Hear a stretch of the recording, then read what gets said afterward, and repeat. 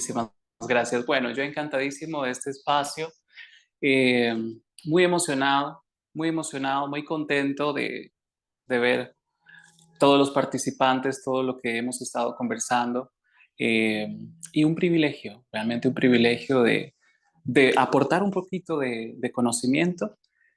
Sé que todos tenemos muchísimo que aportar y me siento sumamente privilegiado. Ya he visto algunas caritas ahí que conozco y estoy muy contento, ¿verdad? Algunas profesoras, maestros que han estado también conmigo cerquita.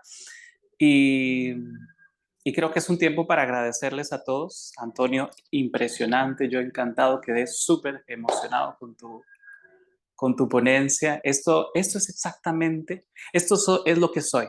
Eh, Siempre me he catalogado como un estudiante que cada vez se enamora más de lo que hace, ¿verdad? Y me catalogo como estudiante porque nunca dejo de aprender. Entonces, cada vez que puedo compartir con mis estudiantes pequeños, grandes, de lo que sea, me posiciono en ese pedestal de estudiante, de receptor, de aprendiz, porque me doy cuenta que cada vez que puedo escuchar y escuchar y escuchar más, puedo aprender y aprender. Así es que muchísimas gracias por este espacio. Pues aquí desde Costa Rica hace un buen clima, ha estado lloviendo muchísimo y emocionadísimo de poder compartirles también un granito de lo que he preparado para ustedes. Así es que sin más, vamos a dar inicio, ¿sí? Pues cerebro en movimiento, definitivamente nuestro entorno sí importa. Pensando en ello, pues hay algunas frases que quiero dejarles. Por ejemplo, nuestro cerebro e interior está en movimiento todo el tiempo. O sea, de ninguna manera nuestro cuerpo, nuestro cerebro está quieto. Siempre y todo el tiempo está constantemente moviéndose. No hay un solo momento en que no lo esté. El universo está en movimiento siempre. Todo proceso implica movimiento. Todo movimiento conlleva la energía. Y toda energía definitivamente lo que pretende es activarnos. Entonces, bajo esta serie de frases, estuve reflexionando, pensando bastante, sobre todo en la experiencia que tenemos, digamos, como docentes, y es, ¿qué es lo que queremos? ¿Qué es lo que queremos transmitir en el aula?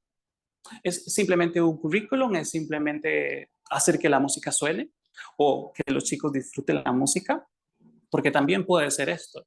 O simplemente empatizar, disfrutar. Todo esto es validísimo, pero más allá de ello, somos seres integrales.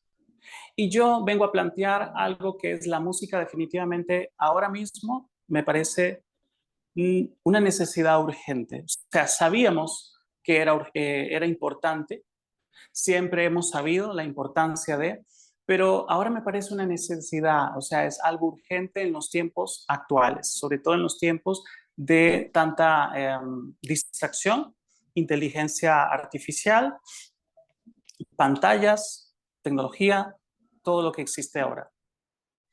Ellos son mis dos hijos. Quiero dedicar definitivamente esta ponencia a ellos dos, que han sido definitivamente la inspiración, más allá de lo que siempre me ha apasionado, que es la música, Colin y Luke, y ellos han sido básicamente eh, el motivo por el cual puedo ahora definitivamente evidenciar que todo lo que les voy a tratar de decir definitivamente toma más relevancia, porque son exactamente, los estoy educando exactamente con todo lo que les voy a exponer en este pequeño espacio en el que voy a compartir con ustedes.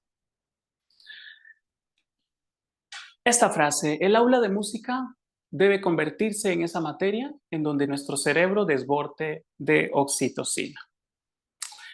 Y es que no solamente hablamos de la hormona oxitocina, sino de otras tantas hormonas que la música en definitivamente hace un equilibrio. Y si hablamos de la oxitocina, por ejemplo, podemos ver que desde desde que estamos hablando de vientre, ¿verdad? Desde la contracción uterina, desde todo el proceso en el que tiene que ver el proceso de gestación, nacimiento y demás, es una hormona que está implicada en que el proceso se lleve a cabo de la mejor manera, o la hormona del afecto, del amor, del abrazo. Y entonces es una hormona que definitivamente ahora mismo es evidente promoverla porque hace la promoción de la parte de lazos afectivos, la parte social, sistema de recompensa. Y todo esto en el contexto actual, porque no podemos separarnos de lo que está ocurriendo ahora, y menos si hablamos de este tiempo en vacío que ha quedado después de pospandemia, ¿verdad? Los efectos que se pudieron marcar a nivel cognitivo, tanto en la parte infantil como en la parte de adolescencia. Creo que vamos a tener este tipo de investigaciones ya en unas 4 o 5 años más. Ya hay algunas evidencias, pero definitivamente ha habido cambios, muchos cambios en el comportamiento cognitivo. ¿Y por qué no hablar directamente en el comportamiento ejecutivo social de los niños y las niñas? Entonces, es un gran reto, definitivamente, en tiempos en el que estamos tan expuestos a la estimulación, ¿verdad? Eh, de esta manera, tenemos que entender que la clase de música es un espacio en donde no solamente disfrutamos, sino que exponemos a todos los niños, adolescentes, adultos a un espacio de bienestar, de sentirnos bien.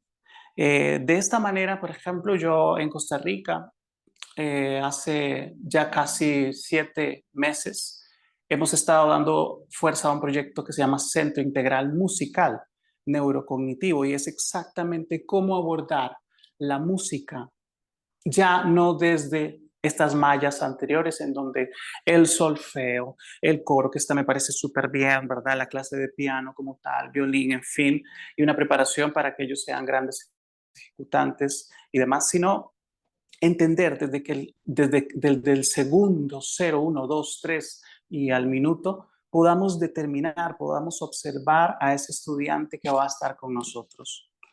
¿Cómo se siente? ¿Qué día ha tenido?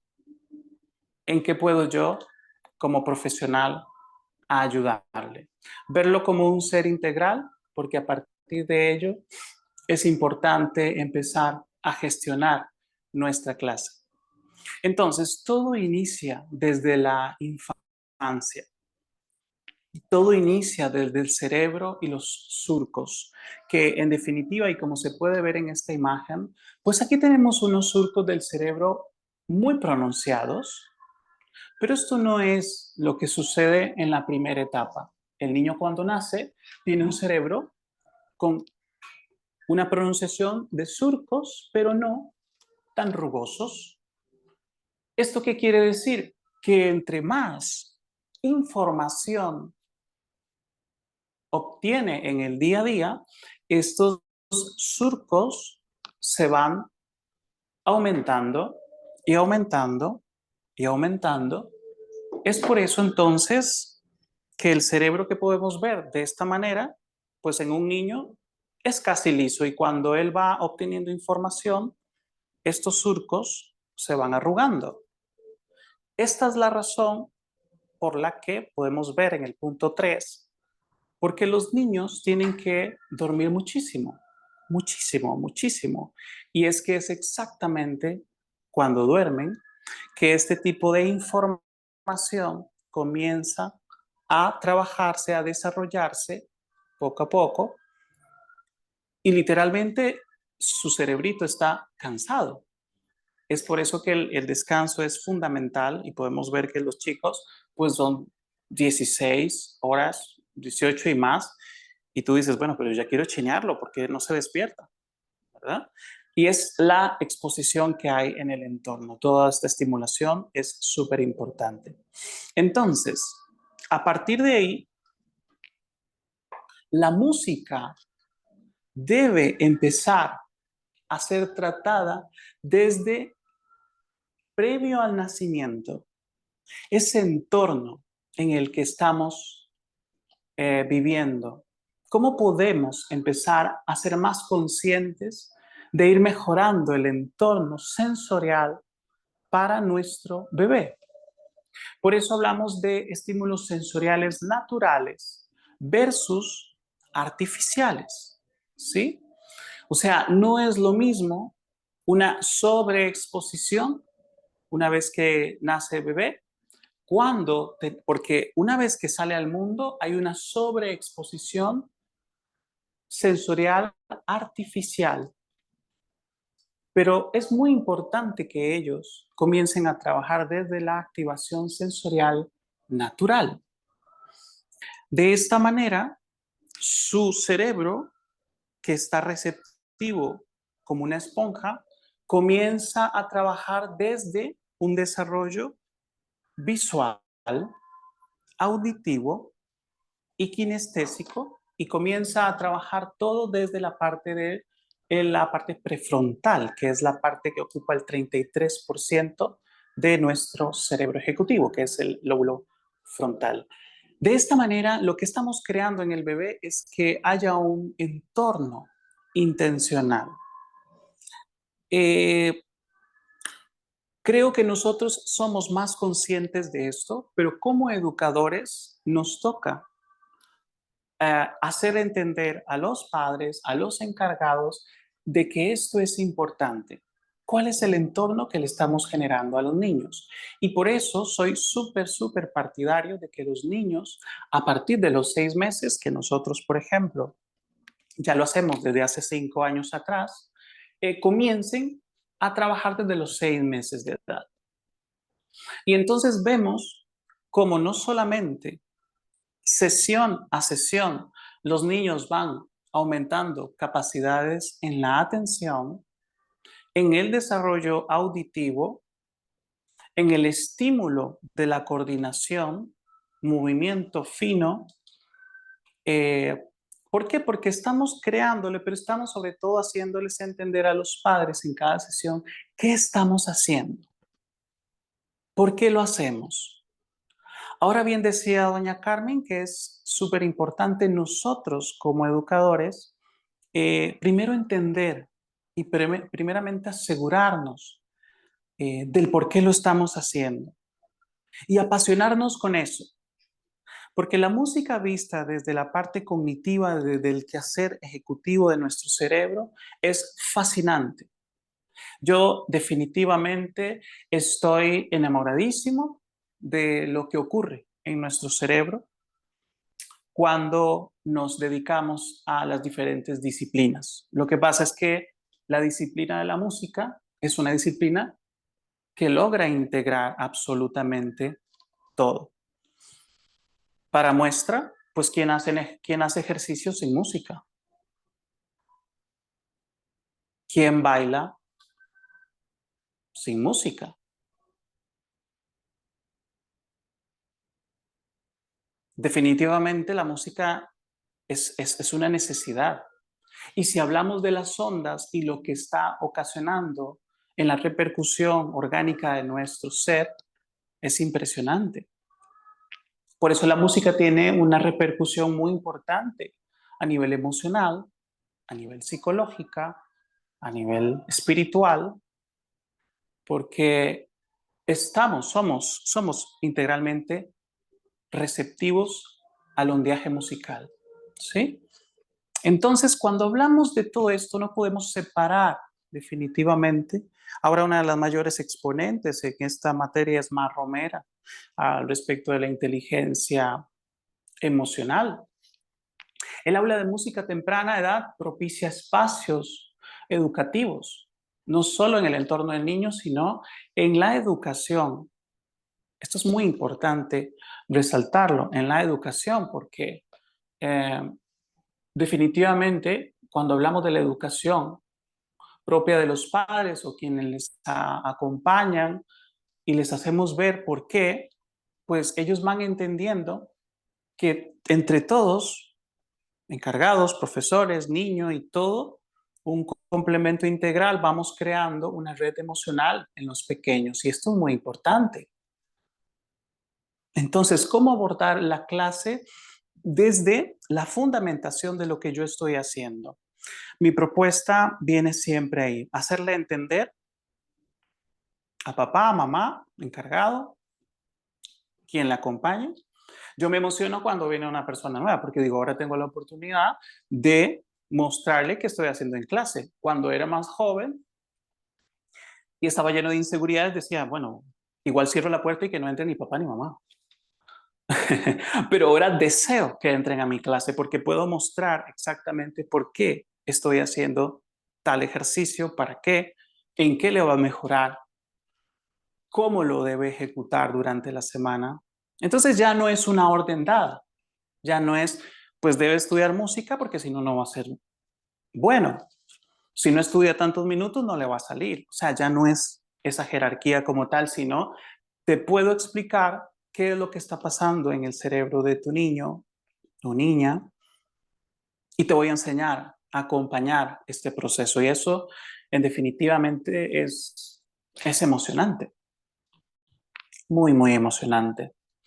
Quiero decir, nada más voy a hacer una pausa. Quiero decir que si hay alguna pregunta, que si hay alguna en el momento, porque estoy trabajando de un dispositivo del iPad y siempre trabajo de la computadora y me va mejor. Aquí como que lo entiendo menos.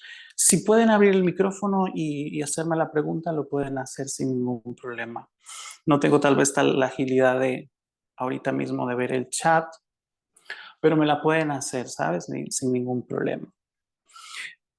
Este espacio fundamentado desde el aula, para mí es increíble. Yo de las experiencias que tuve cuando fui adolescente, es cuando exactamente pude ver evidenciado cómo la música trascendía.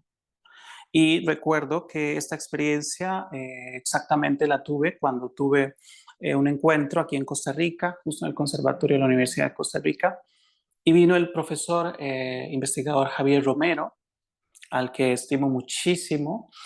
Fui a un congreso internacional, eh, se llamaba Música y Movimiento de la Neurociencia de la Práctica, y justo estuvo la profesora Susa Herrera, que le amamos con todo nuestro corazón.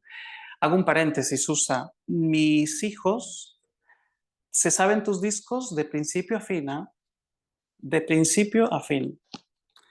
Y son definitivamente un material educativo fascinante. Yo hago este paréntesis, pero si no conocen la música de Sus Herrera, tienen que buscar sus libros y es maravillosa para trabajar en aula. Yo recuerdo que esta experiencia de trabajar con ella fue fascinante porque el amor que ella transmite exactamente en sus clases era maravilloso. Muy bien, hablamos de la activación de la activación de la atención. Esto es fundamental.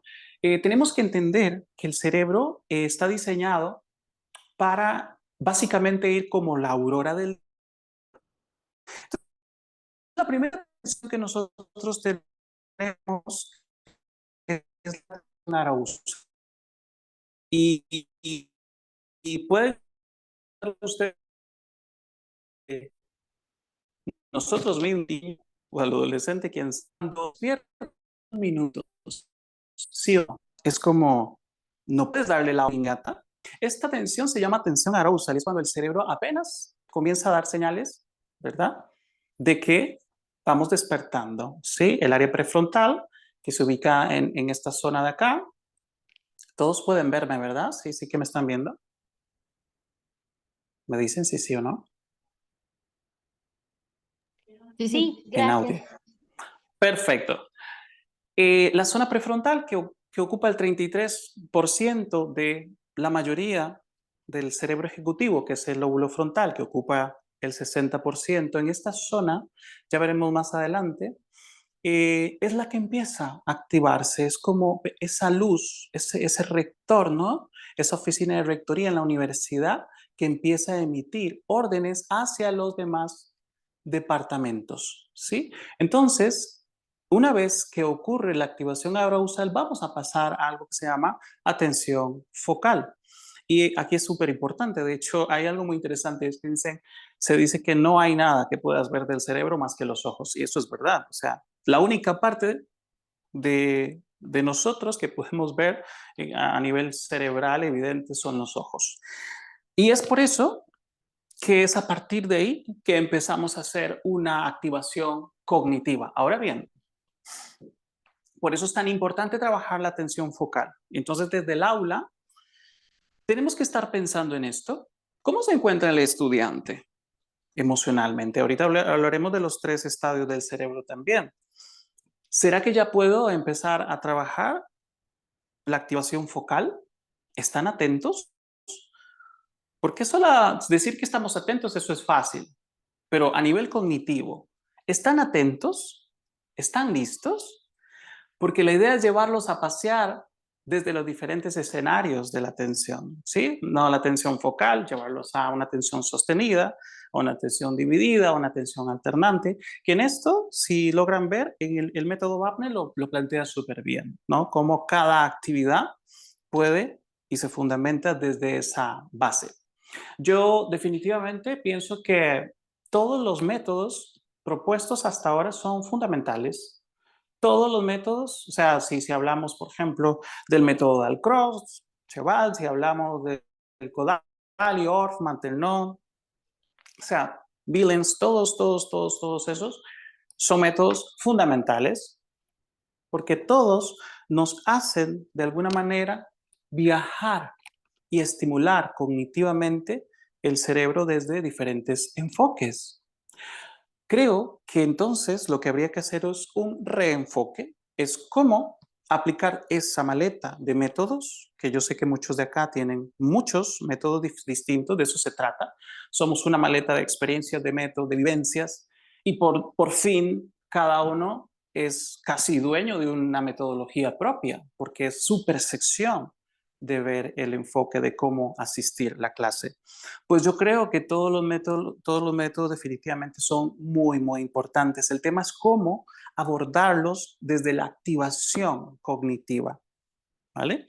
Entonces, esos estadios de la atención son fundamentales. Intentemos valorar cómo se encuentra mi estudiante hoy en el aula, no porque haya una actividad, algo bajo presión, en fin, pasemos olímpicamente de primeramente cómo se encuentra nuestro estudiante. Porque si hablamos específicamente del cerebro triuno, y esto es súper famoso, propuesto por Paul MacLean, él habla específicamente de 3 tipos de cerebro, ¿sí?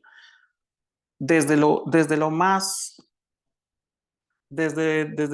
primitivo hasta la parte central y por fin toda la parte de la corteza, el neocórtex. ¿Esto qué significa? En el primer estadio, o sea, si vemos esta zona de acá, estamos hablando del cerebro reptiliano. Entonces, es un cerebro que se conecta íntimamente con el estado de la primera atención, en la arousal.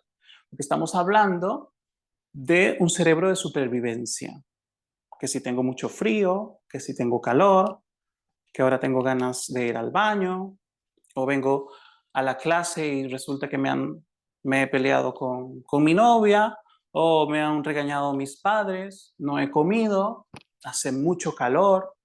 Todo esto es importante porque estamos en presencia de la supervivencia apenas. Entonces, en el currículum y en la gestión de la clase no podemos pasar por alto este tipo de cerebro, que es el que apenas y está atendiéndonos a sobrevivir. Y si esto no está ocurriendo, jamás podemos activar los diferentes estadios de la atención. Por eso ahora se hablaba, ¿no?, de la empatía, de emocionar, y esto es súper importante porque ahí estamos entrando al estadio segundo, que es el estadio límbico, el cerebro emocional. Pero el cerebro emocional, jamás puede estar en su 100% cuando éste no ha sido asistido. Y esto es súper importante entenderlo. Tenemos que verificar primeramente qué es lo que está pasando ahí. Pero emocionarnos no es fácil, porque te puedes pensar, bueno, pero yo no he estudiado para hacer emocionar a la gente. Aquí el tema es que definitivamente esta es una frase que quizás han escuchado, que uno es la historia de amor o desamor de lo que hace. Yo amo lo que hago, yo vivo por la música, yo cada una de mis clases quiero que sea una experiencia diferente y tengo algo y es que no puedo, por ejemplo, repetir una clase igual con otro estudiante, aunque sea el mismo contenido, porque yo pienso en que yo me aburro. Entonces, aunque de pronto puede estar un poco planificada la clase, siempre tengo que hacer algo diferente, porque primeramente estoy velando por mi persona, por cómo me siento yo, que eso es complejo también. ¿Cómo voy a hacer sentir bien a la clase y cómo les voy a transmitir si yo, como persona integral, aún no tengo esa proyección, aún no estoy convencido de lo que quiero transmitir?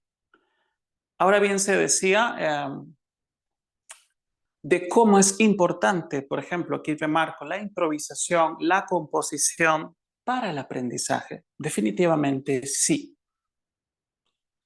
De hecho, estas son herramientas que yo utilizo desde el aula para empezar a crear experiencias, a emocionarlos, a decir, mira, la música está viva todo el tiempo. Y profe, ¿y esto que hemos hecho? O sea, lo hemos hecho aquí, es de nosotros y yo totalmente, música inédita. ¡Wow! ¿No? Y se quedan con eso, o sea, es música que hemos compuesto justo para el momento. Y maravilloso, porque esto empieza a dar significado a qué están haciendo. Hay veces caemos en una rutina de repetición, de que vamos, esto tiene que salir así. Y no está mal, pero tenemos que ser creativos con el cerebro porque de alguna manera estamos atendiendo 3 estadios del cerebro. Nunca vamos a llegar definitivamente al aprendizaje, si no hemos asistido este y este. Aunque esta es una teoría que se debate y entre psiquiatría, psicología, médicos, en fin, investigadores, pero si lo ponemos en marcha podemos estar muy conscientes de que esto es muy real. Por ejemplo, yo creo firmemente que el proceso de todo ser humano es aprender a sobrevivir. Y si hablamos de la primera infancia, estamos asistidos o sea, sobrevivimos porque estamos a merced de nuestros encargados. Y ellos mismos son los que nos enseñan a aprender a emocionarnos. Pero si lo ponemos en el contexto real, ¿esto está ocurriendo ahora? Porque se habla de aprender a aburrirse también. Estamos sobreestimulados. ¿Se confunde la emoción con la sobreestimulación? Estas son preguntas que yo me hago. ¿Realmente estamos emocionados o simplemente estamos llenando un vacío? Entonces es importante atender los diferentes estadios del cerebro. Aprender a emocionarse implica de muchas estrategias pedagógicas. Implica de que nosotros mismos debemos conocernos, debemos atendernos a nosotros mismos. Implica qué tanto amor dedicamos por lo que hacemos.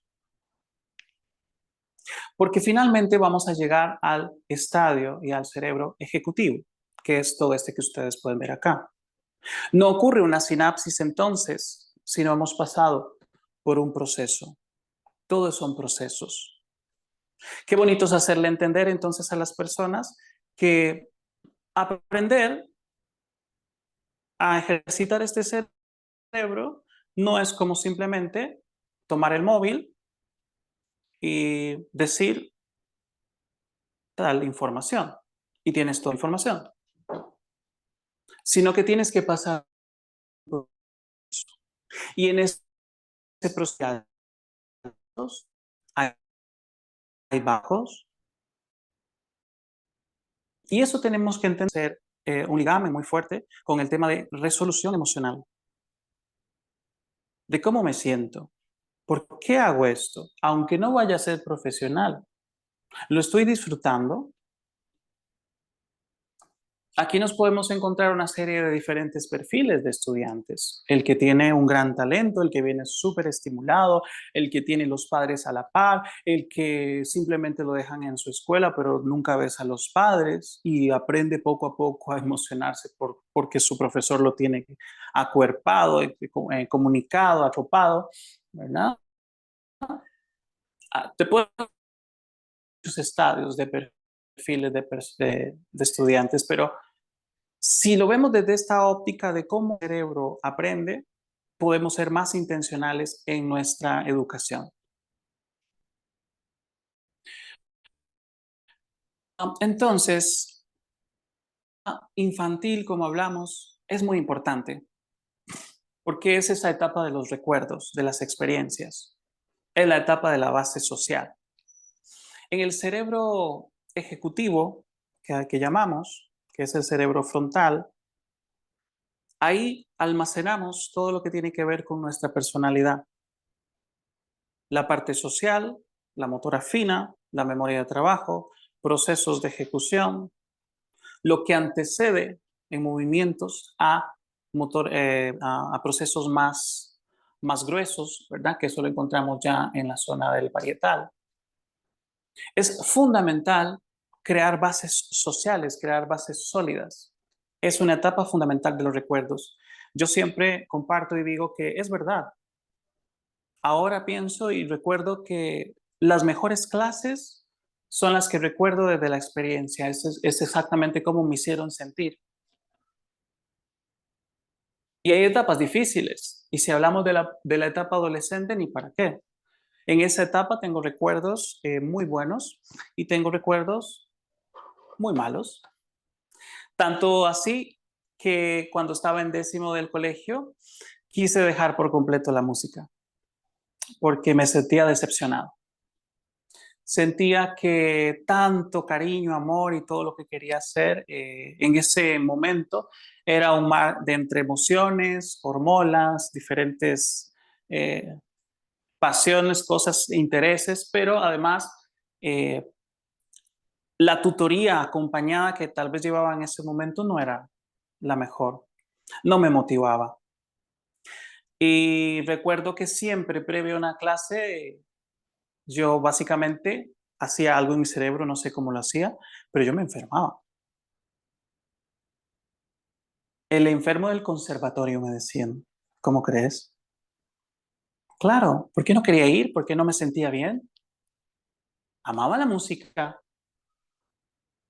Y esto me pasaba también en el colegio porque tenía profesores que me parecía a mí que ni siquiera tenían un nivel en ese entonces. Costa Rica tenía profesores que no tenían ciertos grados. Ahora es diferente, ahora encuentras bachilleratos, licenciados, maestros, hasta doctorados, ¿no? Dando clases. Pero yo también pasé por esa etapa en donde los profesores no tenían tal vez una formación tan amplia. ¿Y qué les puedo decir? Por ejemplo, llegar a una clase y encontrarme la clave de sol puesta en la línea así, eso pasaba. Y Dios guarde debatir con el profesor, decirle que la clave se coloca en la línea del sol. O sea, era terrible, ¿sabes? Entonces, cuidado, porque el tutor, la persona que está ahí, no solamente debe ser muy profesional, sino que debe inspirar. Y eso en la etapa adolescente es fundamental porque justo ahí ocurre una poda sináptica. Es exactamente cuando además el niño pasa a esa transición entre ya no sé si es niño o joven, ¿no? Y empiezan a haber cambios estructurales en la corteza prefrontal. Yo digo que es un momento de destellos, olvidos, hormonas, emociones y desafíos. Y hay muchas lecturas al respecto, hay muchos libros que hablan de esto, pero Yo les recomiendo un libro y es el de José Antonio Marina, que justo desmiente una serie de compendios atrás y habla desde la parte cognitiva en cómo atender la adolescencia. Es un momento exacto para la monitorización, pero una monitorización en donde predomine la comunicación y la motivación. Es interesante porque justo es esa etapa en donde también el profesor puede verse hasta frustrado, ¿no? Y pasa de un niño muy inteligente que hace increíbles sesiones y el papá estaba ahí a una etapa en la que no sabes qué está pasando, todo se le olvida, ya no está tan diligente, lo ves frustrado, de pronto apático. Y entonces toda esa serie de una bola emocional también compete con el maestro. O sea, ¿qué hago con todo esto? ¿Estoy yo capacitado para abordar esto? Porque algunos podemos entrar hasta en decir, no, no, pero no lo logro, o sea, ¿cómo voy a trabajar esto? Y si fuera un caso, genial, pero cuando tenemos 30 estudiantes, 40 o más, y todos pasando por esa etapa, entonces es muy importante el control emocional. ¿Cómo atender eso? Nuestro currículum debe estar entonces adaptado desde una fundamentación cognitiva. ¿Alguien quiere hablar? No.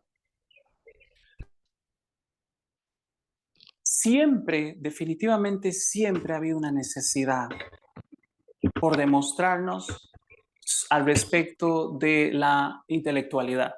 Siempre, siempre, siempre. Y por eso es que ha habido diferentes exponentes. Recuerden ustedes que antes de las inteligencias múltiples, lo que existía era el coeficiente intelectual, que comenzó con Alfred Binet a finales del siglo XIX, ¿verdad? Esto siempre fue en comunicación con el ministro francés Teodoro Simón, que lo que querían básicamente era ver qué pasaba, distinguir entre niños con retraso mental o de aquellos que tenían una inteligencia normal, entre comillas. Y esto en educación ahora nos parece terrible, aunque fue un antecedente, como cualquier hecho que tuvo que haber ocurrido para entender lo que hoy somos. Siempre estamos dispuestos a proponer. De hecho, creo que parte de lo que pretende este Congreso es eso, es ver desde las diferentes ópticas y hacer una propuesta e ir más allá de lo que conocemos. Posteriormente y definitivamente que surgieron las inteligencias múltiples por Howard Gardner.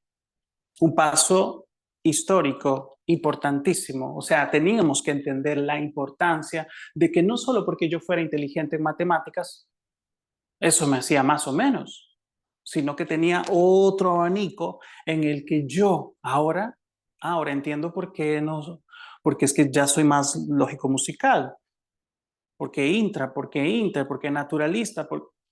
Entonces, nos amplían ese abanico a partir de toda una serie de teorías e investigaciones y eso es importante porque hizo que la educación lograra abrir otras puertas, otras visiones. Y eso nos hace entender y ampliar nuestro currículum y entender más a cada uno de los individuos que atendemos, incluyéndonos nosotros mismos.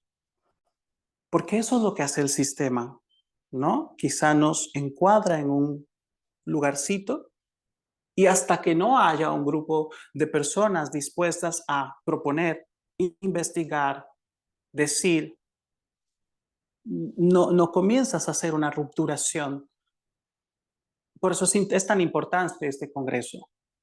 Verlo desde las diferentes ópticas me parece algo extraordinario. Hoy se habla de la inteligencia ejecutiva y su mayor exponente es José Antonio Marina. Pero claro, porque hace ya casi 7 años y más atrás, ahora podemos con escáneres ver qué es lo que pasa con solamente hacer esto. Si con solo este movimiento, ya hoy sabemos que nuestro lado contrario, porque Cada una de las manos conecta con el lado contrario, así como los ojos lo hacen, y empieza a ver luces de lo que está pasando. Ya pueden imaginarse entonces si un pianista solamente con hacer una escala o un pasaje, ¿qué está pasando? Es una explosión increíble sináptica de lo que está ocurriendo en nuestro cerebro. Pero hay algo más interesante. ¿Sabían ustedes que con solo hacer esto, con la mano izquierda, se activan los dos lados? Es que antes no lo sabíamos, pero ahora tiene muchas respuestas las cosas que veíamos. Por eso se dice que los zurdos tienen de alguna manera una sobreestimulación cerebral, aunque hay una de las teorías que no me gusta para nada, y es que dicen que viven 10 años menos por la sobreestimulación. Yo espero que no sea así porque yo soy zurdo. Eso es muy importante, empezar a entender cómo no solamente el trabajo previamente de la lateralidad misma, una forma casi hasta de aprendizaje. Yo en mis aulas pregunto algo muy importante y digo, ¿derecho o zurdo?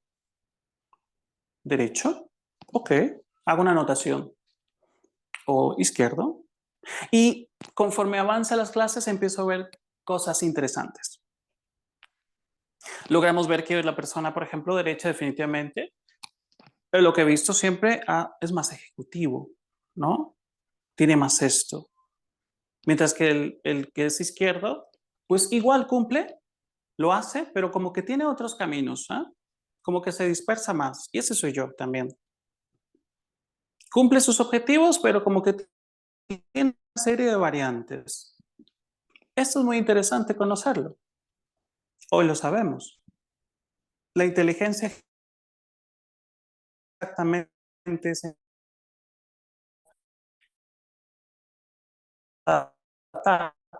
de lo que empieza a ocurrir en la prefrontal.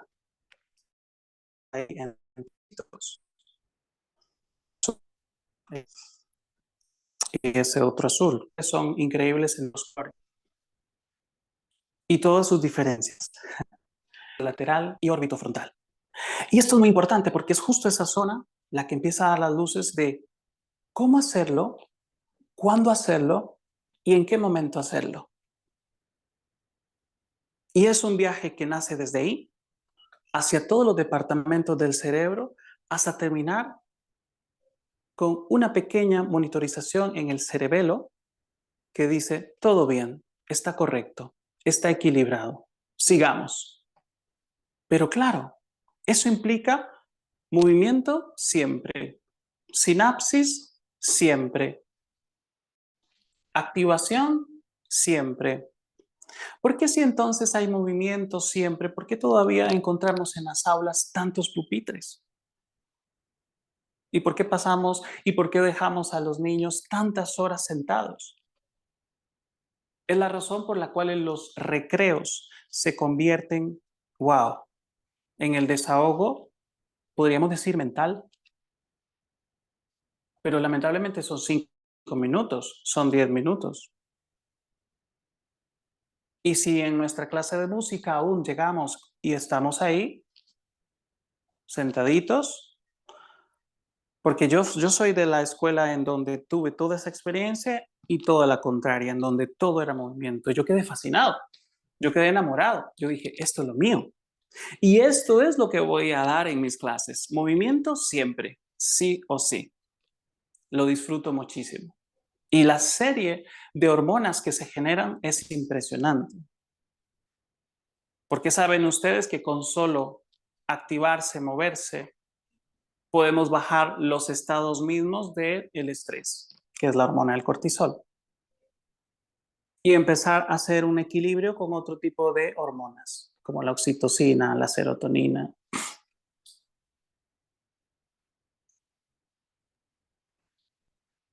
En la adolescencia, definitivamente, es un momento clave para conducir el cerebro ejecutivo desde timones más sensibles. ¿A qué me refiero? ¿Está capacitado el adolescente para conducir su cerebro ejecutivo? Justo en ese instante requiere una atención inmediata. Y los profesores somos un timón confiable y sensible si sabemos cómo manejar la situación. Los padres, en definitiva, sí. Pero ¿están capacitados los padres para esto?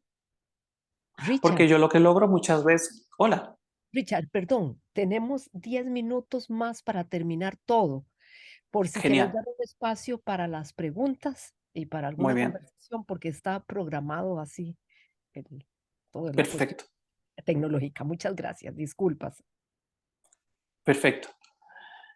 Entonces, es todo un reto educativo, tanto profesores hacia padres. Por eso nosotros como docentes tenemos una función fundamental. El reto aquí en la adolescencia sin duda es la paciencia.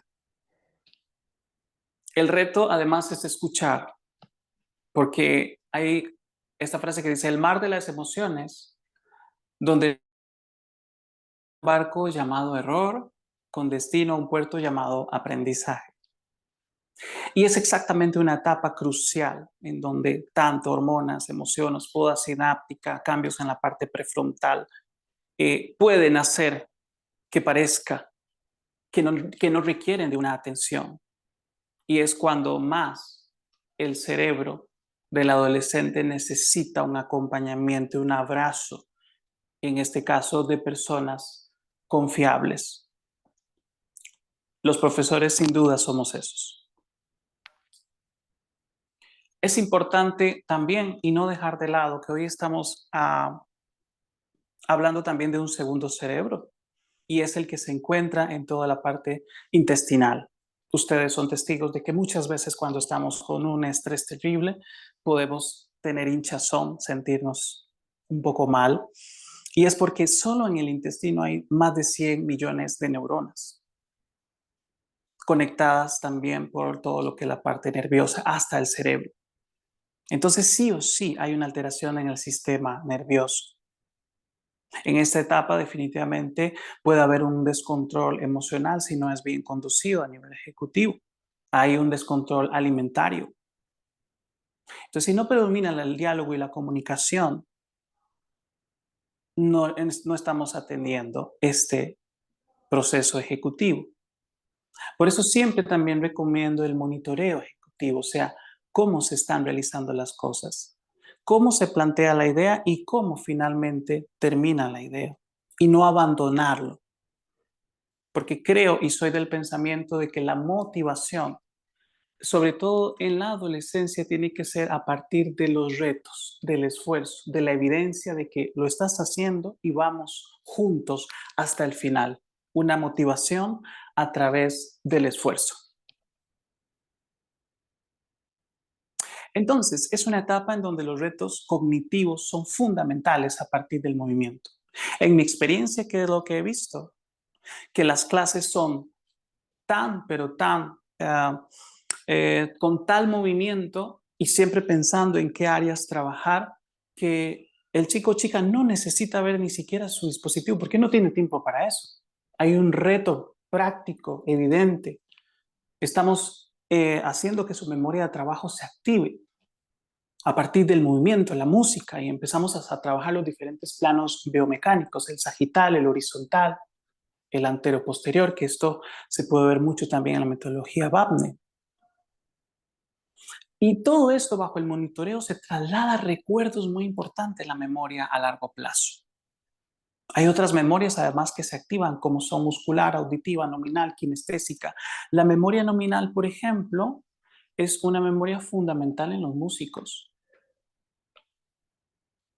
y que no en otras áreas y no en otras profesiones se desarrolla, porque es la decodificación inmediata de una partitura al hacerlo kinestésico, hacerlo audible, hacerlo un lenguaje, al interpretarlo. Eso se llama la decodificación de partituras de todo memoria nominal. Súper interesante. Entonces, aquí podemos entender que la inteligencia ejecutiva, y cuando hablamos de un cerebro ejecutivo, es básicamente es cómo funciona una empresa.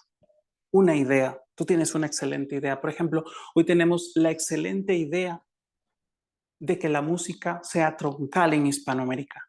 Pero, ¿cómo vamos a hacer que eso funcione?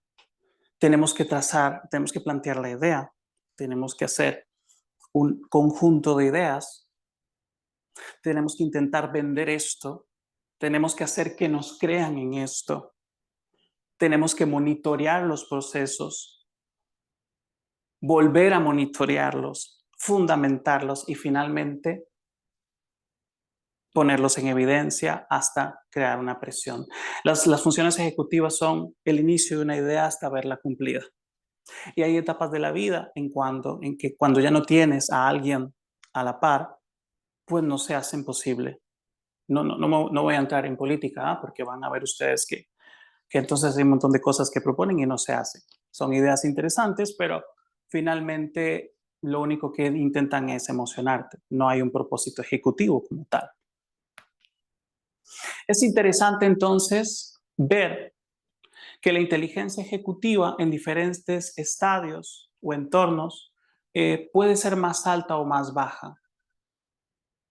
Cuando no hay un entorno de estimulación, definitivamente nos hemos encontrado, y aquí yo les puedo hablar casi de una evidencia que hemos tenido en nuestros cursos, casi de 50 niños monitoreándose, en donde podemos ver un grupo trabajado y otro grupo que no ha tenido este tipo de trabajo.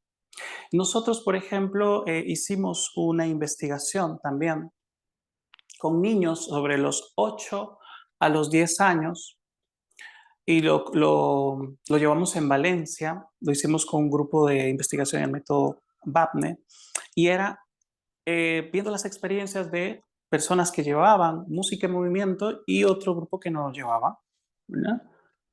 Y pudimos ver que, por ejemplo, en la etapa de los 8, 9, 10, la alteración de los que no tenían era baja, baja, alta. Sin embargo, era baja, alta de los que sí llevaban el grupo, todo el entrenamiento de trabajo en movimiento. Sin embargo, los que no, era baja media. Había muy poco atención, el desarrollo de la parte coordinación era deficiente. Y así hay dos cuadros comparativos entre uno estimulado y otro que no ha sido estimulado. Entonces, lo que empezamos a ver es que el entorno desde el nacimiento sí importa. Y un gran referente de esto lo podemos encontrar en África, cuando los niños mismos desde previo tienen una canción exclusiva para ellos y les acompaña desde la niñez, en la parte en donde son jóvenes, adultos, en fin. Y la estimulación que tiene es impresionante. Hoy sabemos que entre los 25 y los 35 años, la consolidación de las funciones ejecutivas llega casi a su máximo ya esplendor. Entonces es una etapa crucial para consolidar toda esa información previa que hemos tenido. Entonces, volviendo nuevamente a pensar en aprender a sobrevivir en la etapa adulta es muy diferente. Porque todo el tiempo estamos aprendiendo a sobrevivir, aprendiendo a emocionarnos y aprendiendo a ser racionales. Y esto, si lo aplicamos desde la perspectiva de cómo aplicar la música desde nuestro currículum, es fundamental. Cada una de las sesiones creada y diseñada para las diferentes etapas de la vida, pensada desde estas tres preguntas: sobrevivir, emocionarse, ser racional, atiende significativamente cómo podemos abordar una clase creativa en música, porque depende de la edad, hay diferentes intereses también. ¿Cómo hacerlos que se emocionen? ¿Cómo hacer que todo esto ocurra en la explosión sináptica en el cerebro? Pero ¿en qué estado me lo encuentro cuando empiezo a darle la clase? Esto es un cuadro simplemente de deficiencias en contexto no favorable de desarrollo, ¿verdad? Desatención, vemos aquí, por ejemplo, muy rápidamente, la desatención del cuerpo y dificultad para organizar en el espacio, pérdida de la capacidad de reconocer objetos visuales en la parte del lóbulo temporal, occipital, Vemos afasias, por ejemplo, en la parte de las secciones de Wernicke, así como la parte de afasias de la sección de Broca, que está implicada con la decodificación de palabras. En la sección del Wernicke es todo lo que podemos ver a partir del modelaje facial, de cómo comprender el lenguaje, mientras que del de Broca es la decodificación del lenguaje.